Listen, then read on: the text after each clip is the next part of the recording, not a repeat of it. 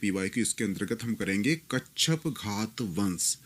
तो इसके पीवाईक्यू करने के पहले और एमसीक्यू करने के पहले हम छोटी सी एक ब्रीफ स्टोरी समझ लेते हैं इसकी। कच्छप घात वंश के कौन कौन शासक रहे हैं जिनका योगदान भारत की और मध्य प्रदेश की हिस्ट्री प्लस स्थापत्य कला में रहा है।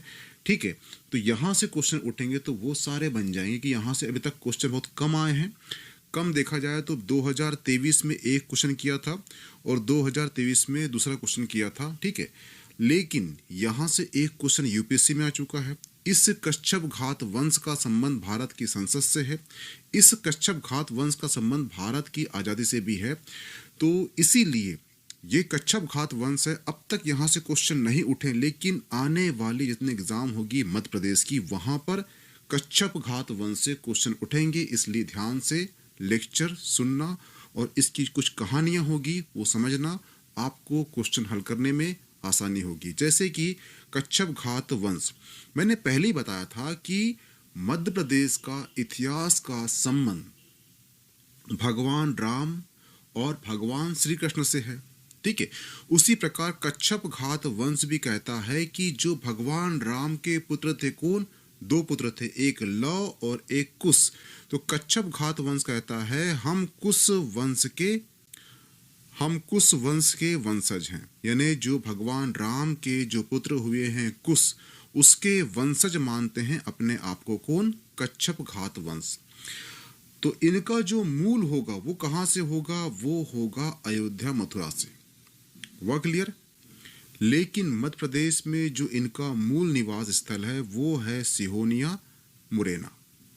वह क्लियर। लेकिन ध्यान रखना मध्य प्रदेश में इनकी 3 शाखा है। एक है ग्वालियर के सिहोनिया मुरैना, दूसरे हैं नरवर शाखा शिवपुर और तीसरे हैं देवकुंड शाखा शिवपुर। ठीक है, लेकिन आपको मेनली ध्यान रखना है यहाँ से क्या, ओनली ये पढ़ना है ग्वालियर के सिहोनिया मुरैना के। ठीक है, एक फैक्ट मिलेगा आपको ओनली अर्जुन का जो देवकुंड शाखा के शिवपुर है। पूरा इतिहास हमको पढ़ना है किसका, वो पढ़ना है ग्वालियर सिहोनिया का। क्यों पढ़ना है, आप देखना आपका जहाँ पे घर होगा वहाँ पे आपकी पहचान ज़्यादा होगी, जहाँ पे आप किराए से रहते हो वहाँ पे आपकी पहचान कम होगी। लेकिन जहाँ पे आपका घर है और उसी घर में जब आप रहते हो उस क्षेत्र में आपके द्वारा कोई स्थापत्य कला, कोई मंदिर, कोई भवन बनाया गया है, तो ये समझ जाओ कि आपका उस क्षेत्र में दबदबा है, आपका उस क्षेत्र में एक वर्चस्व है। तो जो ग्वालियर में जो मंदिर मिला है मुरैना में वो कच्छप घात वंश ने बनाया है। तो इसका मतलब ये है कि कोई भी राजवंश पढ़ने से पहले वो जान लीजिए कि वहाँ पे उसकी स्थापत्य कला, उसका इतिहास, उसकी साहित्य में उस जो वंश है उसका क्या योगदान है। अगर योगदान अच्छा खासा है, सिंपल सी बात है कि आपके लिए वो महत्वपूर्ण टॉपिक बन जाता है और वहाँ से क्वेश्चन उठने के चांस अधिक रहते हैं। हुआ क्लियर। पहला क्वेश्चन पूछेगा आपसे कच्छप घात वंश अपने आप को किसका वंश मानते हैं, तो ये मानेंगे भगवान राम के पुत्र कुश वंश का। लेकिन मध्य प्रदेश में इनका मूल क्या है, तो वो है मुरैना के सिहोनिया के। मध्य प्रदेश में कितनी शाखा है कच्छप घासों की, तो वो 3 शाखा है। एक है ग्वालियर के सिहोनिया, नरवर शाखा और द्विकुंड शाखा शिवपुर। मोस्ट आईएमपी क्वेश्चन, जो कच्छप घात वंश है ये किसके सामंती थे, तो ये गुर्जर, प्रतिहार और चंदेलों के सामंती थे। सबसे पहले ये गुर्जर प्रतिहार सामंती रहे हैं, लेकिन बाद में जब आया था धंग राजा किसका, चंदेलों का, उसने इनको हरा दिया। किसे, कच्छप घात को हराकर अपना सामंती बना लिया। तो इस प्रकार से कच्छप घात वंश जो है ये 2 राजवंश, एक है चंदेल राजवंश, एक है गुर्जर राजवंश, इन दोनों के सामंती थे। हुआ क्लियर, ये ध्यान रखना। ठीक है, नेक्स्ट है जो ग्वालियर के सिहोनिया मुरैना को पढ़ते हैं हम, ध्यान रखना इसमें कुछ शासक हुए से आपको याद रखना है। एक है लक्ष्मण, ठीक है, वज्रदामन, ठीक है, मंगल राज और कीर्तिराज। नेक्स्ट राजा कौन सा है, वो है मूलदेव। नेक्स्ट कौन सा है, तो वो है देवपाल। ठीक है, अंतिम कौन सा है, तो वो है अंतिम है शासक कौन, सूर्यपाल का पुत्र हुआ है। उसके बाद जो अंतिम हुआ है उसका नाम रखना है, वो है तेजकर्णा, ठीक है, यह दुलाराय, ये अंतिम शासक हुआ है। लेकिन हमको ध्यान रखना है, हमको मोस्टली पढ़ना है इतने राजा। इसके बाद आपका कच्छप घात वंश जो है समाप्त हो जाएगा और यहाँ से क्वेश्चन बाहर नहीं जाएंगे। जैसे कि इसका पहला शासक मिलता है हमें, वो है लक्ष्मण, लेकिन इस वंश का संस्थापक अगर पूछता है तो वो है वज्रदामन। ये अंतर ध्यान रखना। जैसे कि मैं जो लेक्चर ले रहा हूँ ये लेक्चर बालाघाट जिले से ले रहा हूँ, ठीक है, लेकिन हमारा जो मूल है ये किसी और छोटे से गांव से हम आकर यहाँ बसे हैं। लेकिन जब मीमांसा एकेडमी में का नाम आएगा तो आपको याद रहे कि बालाघाट जिले से कोई बंदा पढ़ाता है। अब इसके बाद जो वंश चलेगा, ठीक है, वो कहलाओगे आप कि संस्थापक कौन है, मेरा नाम आएगा। लेकिन मेरा मूल कहाँ पे है, वो है एक छोटा सा गांव वहां से। वह क्लियर। तो उसी प्रकार लक्ष्मण इनका शासक मिला है पहला, लेकिन इस वंश का संस्थापक कहलाएगा कौन, वो कहलाएगा वज्रदामन। वह क्लियर।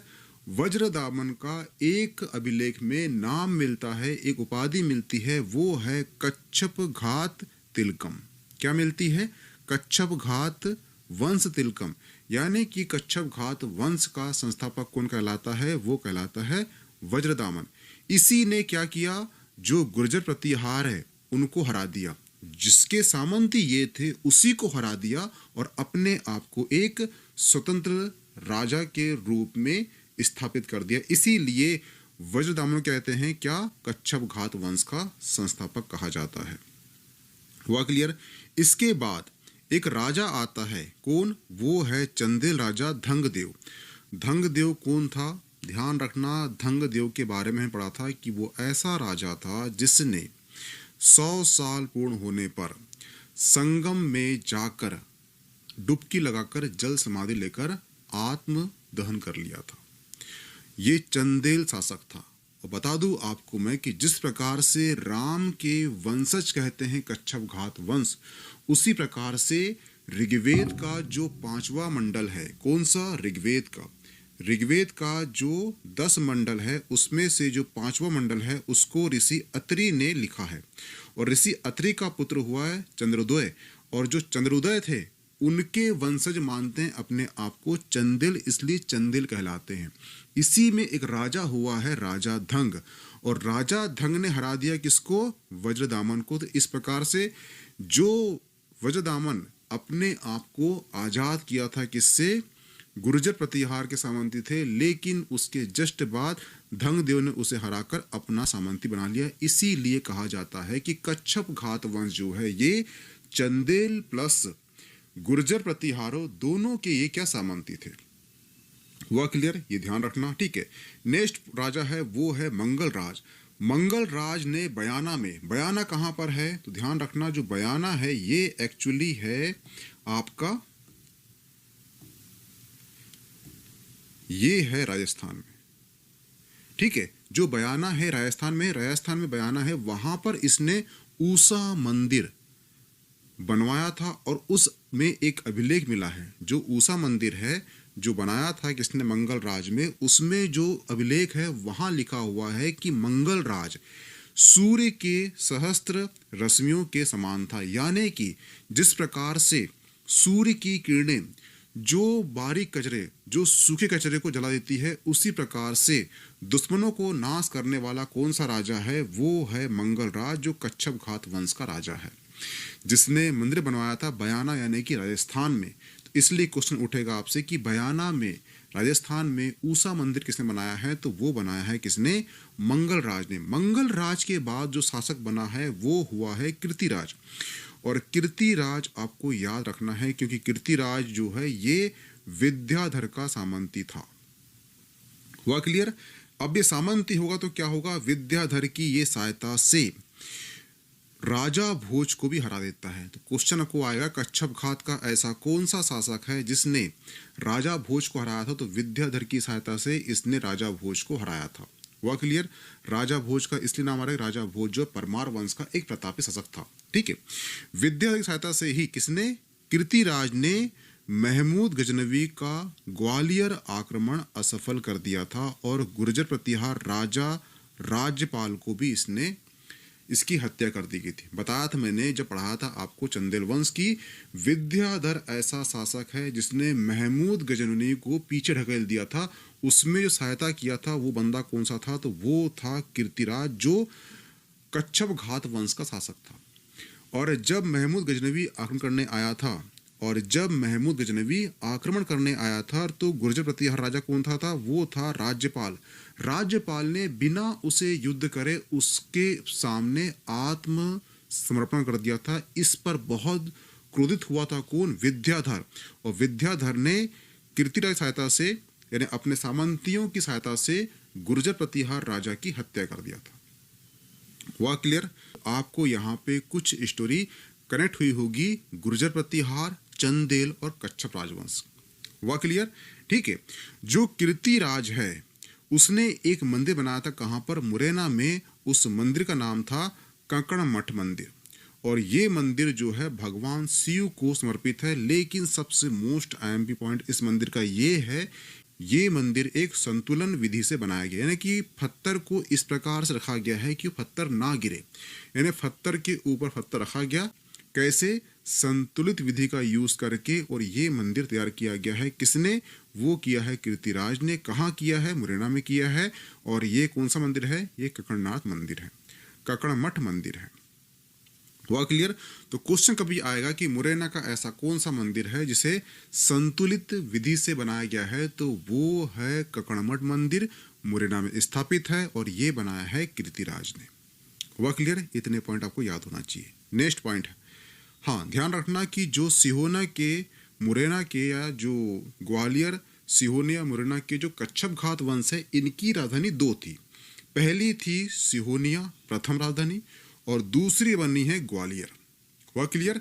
तो कभी क्वेश्चन आपको आएगा कितनी राजधानी थी, तो दो थी। कौन कौन सी? सिहोनिया प्रथम, सेकंड कौन सी थी? ग्वालियर। हुआ क्लियर?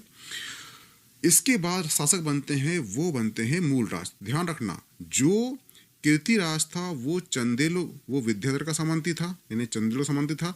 लेकिन जैसे ही विद्याधर की मृत्यु होती है, उसके बाद जो है चंदेल राजा जो होते हैं ये कमजोर होने लगते हैं। इसीलिए जो मूल राज अगला शासक बनता है किसका? कच्छप घात का, ये अपने आप को चंदेलों की अधीनता से त्याग देता है।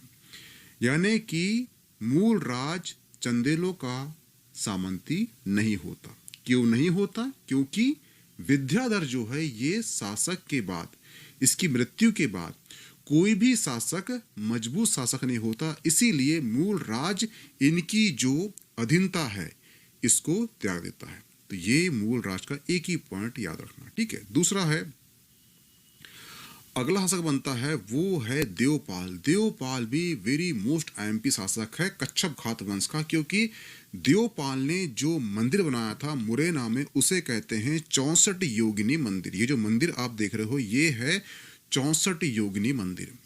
और ये मंदिर इसलिए मोस्ट इम्पॉर्टेंट हो जाता है क्योंकि ये मंदिर का जो डिजाइन है ये लिया गया था कहाँ पर, 1921 में जब ओल्ड संसद बन रही थी, तब इस मंदिर का डिजाइन लेकर उस पार्लियामेंट को बनाया गया था। और जब 1900 यानी 2021 में इसे हो जाते हैं 100 वर्ष। ठीक है। और इसी के पश्चात जो है नई संसद बनाई जाती है। लेकिन 1921 में जब इसे 100 वर्ष हो जाते हैं तो यूपीएससी यहां से क्वेश्चन करता है कि कच्छप घात वंशों द्वारा कौन सा मंदिर बनाया गया है। तो उसका आंसर था 64 योगिनी मंदिर। ये क्वेश्चन क्यों किया था? क्योंकि ये क्वेश्चन इसलिए किया था कि कच्छप घात वंश द्वारा जो मंदिर बनाया गया था इसका डिजाइन लिया गया था ओल्ड संसद में 1921 में, और 2021 को उसको हो जाते हैं 100 वर्ष। तो जब भी 100 वर्ष हो, 30 वर्ष हो, 50 वर्ष हो, 25 वर्ष हो, तो ये जो वर्ष होते हैं किसी भी टर्निंग पॉइंट को, तो वहां से क्वेश्चन उठने की संभावना अधिक रहती है। इसीलिए यूपीएससी ने सवाल कर लिया था कि कच्छप घात वंशों का जो मंदिर बनाया था वो मंदिर कौन सा है, तो वो है 64 योगिनी मंदिर। लेकिन आप मध्य प्रदेश के विद्यार्थी हो तो आपको ये क्वेश्चन बनना चाहिए कि ये मंदिर कच्छप घात वंश ने तो बनाया ही था, लेकिन वहां से याद होना चाहिए किसने बनाया था, वो बनाया था देवपाल ने। और द्योपाल वो शासक है जिसकी तुलना युधिष्ठिर, अर्जुन, कर्ण से की गई है। यानी कि बोला गया है कि ये ज्ञानियों में युधिष्ठिर से ज्यादा ज्ञानी है, धनुर्विद्या में अर्जुन से ज्यादा श्रेष्ठ है और दान करने में ये कर्ण से ज्यादा श्रेष्ठ है, इसकी तुलना की गई है। इसलिए द्योपाल दोनों पॉइंट ऑफ व्यू से मोस्ट आईएमपी शासक हो जाता है कच्छप घात वंश का। कि इसने जो मृणा मंदिर बनाया था उसका नाम था 64 योगिनी मंदिर, जिसका डिजाइन ओल्ड पार्लियामेंट में लिया था, इसलिए यूपीएससी कर चुका है। तो ये क्वेश्चन आपके मध्य प्रदेश में आपको पक्का 1-2 साल में पक्का मिलने वाला है। हुआ क्लियर? लेकिन ध्यान रखना यहाँ पे आपको डीप क्वेश्चन कर लेगा कि कच्छप घात का ऐसा कौन सा शासक है जिसने मुरैना में 64 योगिनी मंदिर बनाया था, तो वो बंदा कौन सा है? वो है द्योपाल। हुआ क्लियर? द्योपाल की तुलना किससे की गई है? तो महाभारत में युधिष्ठिर, अर्जुन, कर्ण से इसकी तुलना की गई है, ये आपको बनना चाहिए। हुआ क्लियर? ठीक है। नेक्स्ट है वो है पद्मपाल। पद्मपाल आपको इसलिए याद होना चाहिए कि पद्मपाल ने एक मंदिर बनाया था अपनी पत्नी के लिए, उसका नाम है पद्मनाभ मंदिर। ये मंदिर वही मंदिर है जो आगे चलकर सास बहू नाम से जाना जाता है। आप जो आज पढ़ते हो कि ग्वालियर में सास बहू मंदिर है, ये मंदिर कौन सा है? तो ये मंदिर एक्चुअली पद्मनाभ मंदिर है, जिसका निर्माण जो है द्योपाल ने अपनी पत्नी के लिए बनाया था। इसका जो भतीजा है, इसका भतीजा कौन है? वो है महीपाल। महीपाल ने अपनी पत्नी के लिए इसी मंदिर के बाजू में जो ये मंदिर बनाया था, किसने? पद्मनाभ। इसी मंदिर के बाजू में यहाँ पर एक मंदिर बनाया, किसका? वो बनाया अनिरुद्ध और उषा का। हुआ क्लियर? यानी कि ये मंदिर के पास में कौन सा मंदिर है? अनिरुद्ध और उषा का मंदिर है। ठीक है। और ये जो मंदिर है कौन सा? पद्मनाभ मंदिर है। इसी मंदिर में जो मूर्ति रखी गई है वो श्री लक्ष्मी और विष्णु की रखी गई है, और उसी के बाजू में जो उसका भतीजा था कौन? महीपाल, अपनी पत्नी के लिए बनाता है अनिरुद्ध और उषा का मंदिर। तो इस प्रकार से लक्ष्मी और विष्णु, ठीक है, विष्णु के अवतार कौन है? भगवान कृष्ण। भगवान कृष्ण का पौत्र कौन है? अनिरुद्ध। उसकी पत्नी कौन है? उषा। तो इस प्रकार से उषा और माता लक्ष्मी ये आपस में सास बहू हो जाते हैं। एक पॉइंट ये हो गया। दूसरा पॉइंट, जो महीपाल है उसकी पत्नी के लिए मंदिर बनाया जाता है, कौन सा? याला मंदिर। और जो पद्मपाल है ये अपनी पत्नी के लिए मंदिर बनाता है। तो सिंपल सी बात है, इसकी पत्नी ये सास हो गई, यानी कि ये सास का मंदिर हो गया, ये सास का मंदिर हो गया और ये बहू का मंदिर हो गया, इसलिए इसे सास बहू मंदिर की संज्ञा दी जाती है। इस मंदिर का नाम जो है सहस्त्रबाहु मंदिर भी है। हुआ क्लियर? और इस मंदिर में जो सहस्त्रबाहु या सास बहू जो अभिलेख मिला है, उसमें जो अभिलेख के लेखक हुए हैं वो हुए हैं मणिकंठ। कौन हुए हैं? मणिकंठ हुए हैं। तो आपको याला पॉइंट आपको याद होना चाहिए। यहां से क्वेश्चन उठा है कि सास बहू का मंदिर किसने बनाया है? तो वो बनाया है महीपाल ने। क्यों महीपाल का आंसर आया? कि महीपाल ने ही जब अपनी पत्नी के लिए अनिरुद्ध और उषा की मूर्ति स्थापित करके जो मंदिर बनाया था, उसके बाद ही इसे कहा गया सास बहू का मंदिर। लेकिन देखा जाए, कभी क्वेश्चन आपसे पूछ लेगा कि सास बहू का मंदिर तो है, लेकिन इसे प्राचीन में इसके बाजू में कौन सा मंदिर है? तो वो है पद्मनाभ मंदिर। जिसे किसने बनाया था? वो बनाया था पद्मपाल ने बनाया था। हुआ क्लियर? और इसमें जो अभिलेख है उसके लेखक कौन है? तो वो है मणिकंठ लेखक है। आपको ये पॉइंट याद होना चाहिए। तो आपसे क्वेश्चन करेगा कि पद्मनाभ मंदिर किसने बनाया है? तो वो बनाया है पद्मपाल ने बनाया है। पद्मपाल एक ऐसा शासक हुआ है जो अपनी तुलना मानधाता, मैंने बताया था कि भगवान सूर्य के पुत्र हुए थे वत्सो, मनु और यम। वत्सो मनु की 9 संतानें हुई, उसमें से जो बड़ी संतान थी वो कहलाई इक्ष्वाकु। इक्ष्वाकु से ही यहाँ से वंश चला है, इक्ष्वाकु वंश। उसी में एक बाद में राजा पैदा हुआ था मानधाता, जिसके 2 पुत्र हुए थे, मुचुकुंद और पुरुकुत्स। मुचुकुंद ने ही मानधाता नाम की नगरी बसाई थी, जिसे वर्तमान में ओमकारेश्वर कहा जाता है। मानधाता वही राजा है जिसकी तुलना अपने आप से करता है कौन? कच्छप घात का राजा पद्मपाल। वो कहता है कि जिस प्रकार से मानधाता जैसा वीर और दानी था, वैसा ही मैं और वीर और ज्ञानी हूँ। कौन कहता है? ये पद्मपाल कहता है। इसे दस्युओं का उन्मूलन करता कहा जाता है, यानी कि इसने डाकुओं को मार के भगाया है, इसीलिए इसे दस्युओं का उन्मूलन करता कहा जाता है। और ग्वालियर में इसने बनाया है मंदिर, इसे कहते हैं पद्मनाभ मंदिर।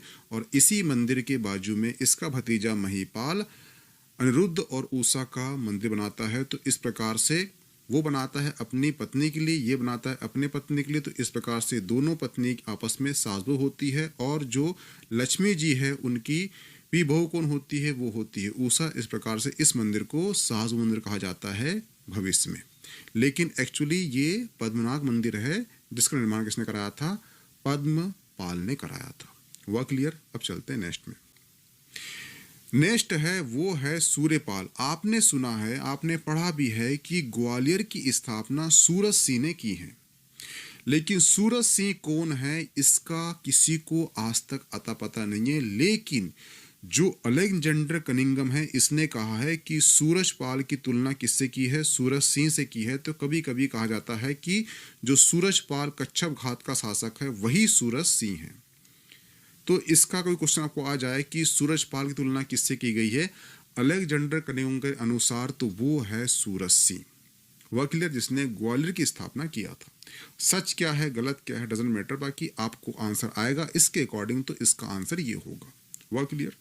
जो नेक्स्ट हुआ है वो हुआ है राजा महिपाल। महिपाल जो है ये सूर्यपाल का पुत्र हुआ है।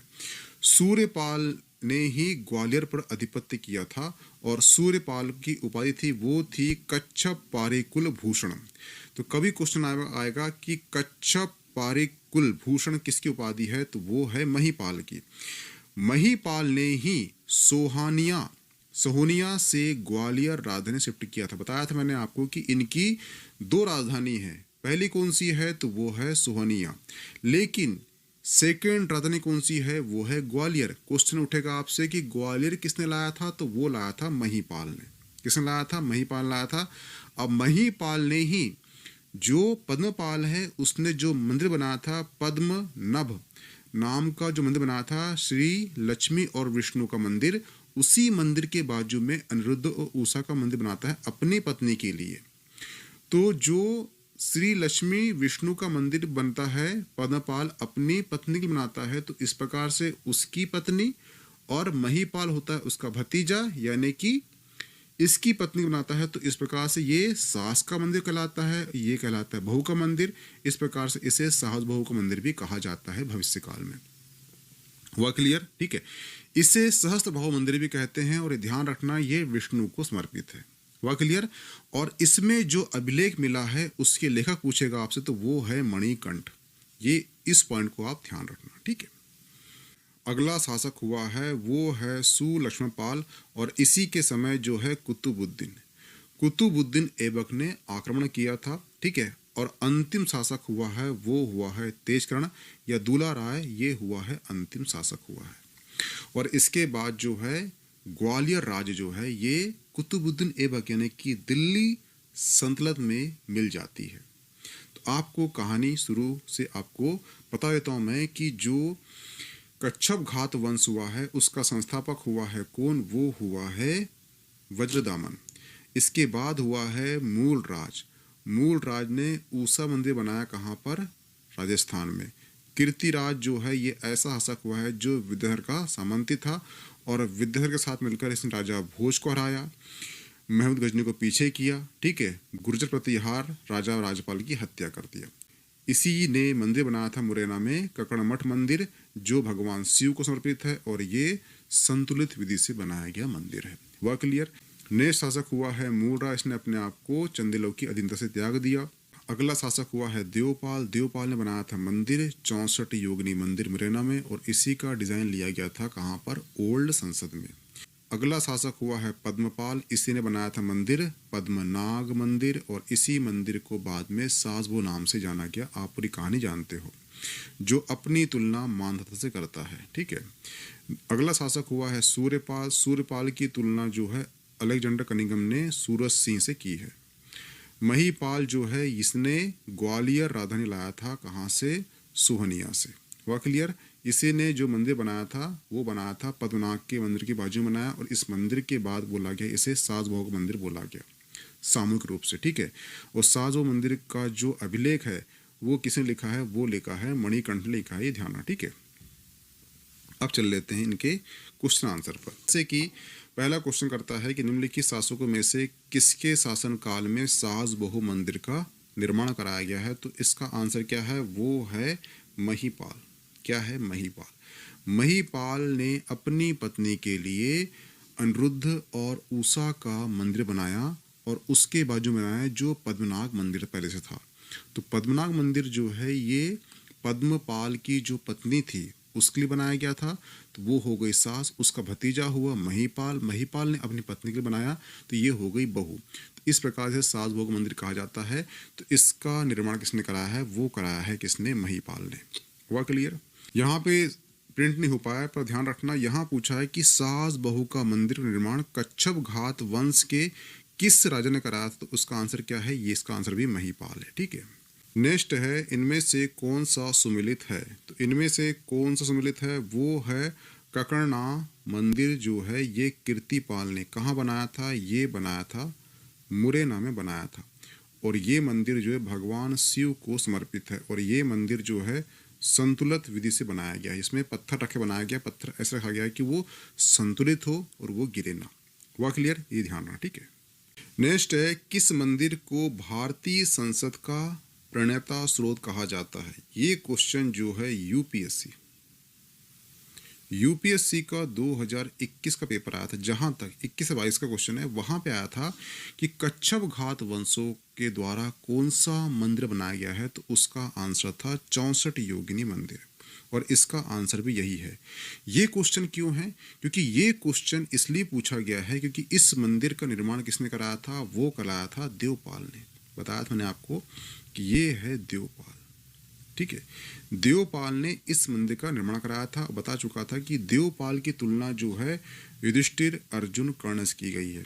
ये क्वेश्चन इसलिए किया था यूपीएससी ने 2021 में क्योंकि इस मंदिर का डिजाइन जो है 1921 में जब भारतीय संसद बन रही थी तो इसका डिजाइन जो है भारतीय ओल्ड संसद में लिया गया था। हुआ क्लियर? और उसको 21 में 100 साल हो चुके थे, इसलिए ये क्वेश्चन वहां से उठा था। हुआ क्लियर? ये ध्यान रखना। लेकिन ध्यान रखना कि आप मध्य प्रदेश के विद्यार्थी हो तो मध्य प्रदेश से ये क्वेश्चन नहीं करेगा कि कच्छप घात वंशों ने कौन सा मंदिर बनाया है। यहाँ पे करेगा कच्छप घात का कौन सा राजा बनाया है, तो वो है देवपाल। ठीक है, तो आपको ये देवपाल याद होना चाहिए कि कच्छप घात वंश का शासक हुआ है देवपाल, जिसने 64 योगिनी मंदिर बनाया है, जिसका डिजाइन जो है ओल्ड संसद में लिया गया है। हुआ क्लियर? ध्यान रखना। किस वंश के शासक स्वयं को भगवान कुश के वंशज मानते हैं? तो ये कौन है? ये है कच्छप घात वंश के शासक भगवान राम के पुत्र हुए हैं कुश से अपना वंशज मानते हैं। हुआ क्लियर? कच्छप घात शासक प्रारंभ में किसके सामंती थे? तो ये थे गुर्जर प्रतिहार के। उसके बाद जो है चंदेलों से हारते हैं और ये दोनों के सामंती हो जाते हैं। ऑप्शन सी सही हो जाएगा। सहस्त्रबाहु अभिलेख का लेखक कौन है? तो इसका लेखक बता चुका हूं मैं कि इसका लेखक कौन है। वो है मणिकंठ। कीर्तिराज के संबंध में कौन सा कथन सत्य है? ठीक है, महमूद गजनवी के आक्रमण का विरोध किया, बिल्कुल सही है। जो राजा हुआ है कौन सा? चंदेल। ठीक, कौन सा? विद्याधर। ठीक है, उसके साथ मिलकर ये महमूद गजनवी के आक्रमण का विरोध करता है, तो ये बिल्कुल पॉइंट सही है। भोज, परमार, चंदेल राजा विद्याधर की सहायता से हराता है, ये बिल्कुल सही है। ठीक है, और इसी ने ककरनाथ मंदिर बनवाया था, कहाँ पर? मुरैना में। और ये मंदिर भगवान शिव को समर्पित है, जो संतुलित विधि से बनाया गया है। तो इसका आंसर क्या होगा? ऑप्शन 1 और 2। तो यहाँ पे ऑप्शन लिखा नहीं, बाकी इसका आंसर ये भी सही है। ठीक है, ये भी सही है, यानी कि दोनों सही है। वह क्लियर? ध्यान रखना। जैसे कि ये जो मंदिर है ककरनाथ मंदिर किसने बनाया है? तो ये बनाया है कीर्तिराज ने बनाया है। ठीक है, सास बहू मंदिर किसने बनाया है? तो ये बनाया है सास बहू या सहस्त्रबाहु मंदिर किसने बनाया है? तो वो बनाया है महीपाल ने। ठीक है, और पद्मनाथ मंदिर किसने बनाया है? तो वो बनाया है पद्मपाल ने बनाया है। हुआ क्लियर? ठीक है, तो यहां पे आपके कच्छप घात वंश के जो मोस्ट आईएमपी क्वेश्चन और प्लस पीवाई के समाप्त होते हैं, जो स्टोरी बता चुका हूँ वो ध्यान रखना, ठीक है, ताकि इससे क्वेश्चन उठे तो आप लिंक करके उसके वहाँ तक आंसर तक पहुँच सको। इसकी पीडीएफ मिल जाएगी आपको मीमांसा एकेडमी के टेलीग्राम ग्रुप में, तो प्लीज ज्वाइन कर लीजिए। ओके, थैंक्स, मिलते हैं नेक्स्ट टॉपिक में।